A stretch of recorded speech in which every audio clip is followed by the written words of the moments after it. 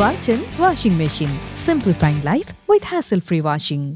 ঈদুল আজহার বাকি আর মাত্র একদিন। রাজধানীতে বেড়েছে কোরবানির পশু বিক্রি। তেজগাঁও কলোনি বাজারে আছেন সহকর্মী নূর আলম। কোরবানির পশু বিক্রির তথ্য জানাতে সরাসরি যোগ দিচ্ছেন তিনি।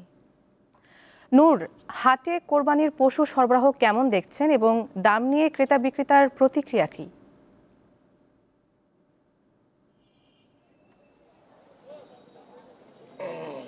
হ্যাঁ নুসরাত, আপনি জানেন যে ঢাকার যে দুটি সিটি কর্পোরেশন রয়েছে, সিটি কর্পোরেশনের ছোট বড় মিলিয়ে এবারে যে কোরবানির যে পশুর হাট, মোট 21টি হাট বসেছে। এর মধ্যে ঢাকা উত্তর সিটি কর্পোরেশনে 13টি এবং ঢাকা দক্ষিণ সিটি কর্পোরেশনের 9টি, অর্থাৎ মোট যদি সেই হিসাবটা বলতে চাই সেটা হচ্ছে 21টি হাটের মধ্যে রাজধানী যে তেজগাঁও কলোনি বাজার রয়েছে, সেই তেজগাঁও কলোনি বাজার কিন্তু একটি অন্যতম। আমরা সকাল থেকে কিন্তু এই বাজারে অবস্থান করছি এবং আপনার মাধ্যমে দর্শকদের একটি বিষয় নিশ্চিত করতে চাই, সেটা হচ্ছে যে আমরা যেটা দেখেছি আসলে গরু কিন্তু এখনো যেহেতু সময় বাকি রয়েছে, দেশের বিভিন্ন প্রান্ত থেকে, খামারি থেকে কৃষক, তার সব পর্যায়ের গরু কিন্তু এখনো কিন্তু হাটে প্রবেশ করছে। তবে সরবরাহের কোনো ঘাটতি আমরা এখনো দেখছি না, কেন গরু এত পরিমাণ।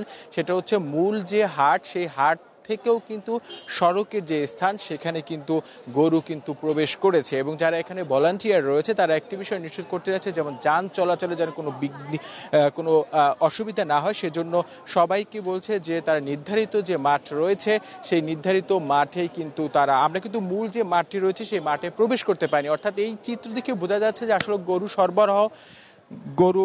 সরবরাহ কারণেই কিন্তু গরু এত পরিমাণ সরবরাহ, সেই সরবরাহ কারণে কিন্তু আসলে বাজার থেকে, মূল হাট থেকে এখানে কিন্তু এসেছে। এবং আমরা যে দামের বিষয়টা যদি একটু বলতে চাই, যে আসলে দামের ক্ষেত্রে যে বিক্রেতারা বলছে যে তাদের যে নির্ধারিত তারা যে দামটি, সেই দামটি কিন্তু আসলে তারা এখানে পাচ্ছে না। এবং সবই দাম যদি বলতে চাই, ক্রেতা এবং বিক্রেতাদেরকে মিশ্র প্রতিক্রিয়া রয়েছে। বরাবরই যেটা হয়, ক্রেতারা বারবারই বলে থাকে যে দাম বেশি এবং বিক্রেতারা বলছে তারা কম দাম পায় না।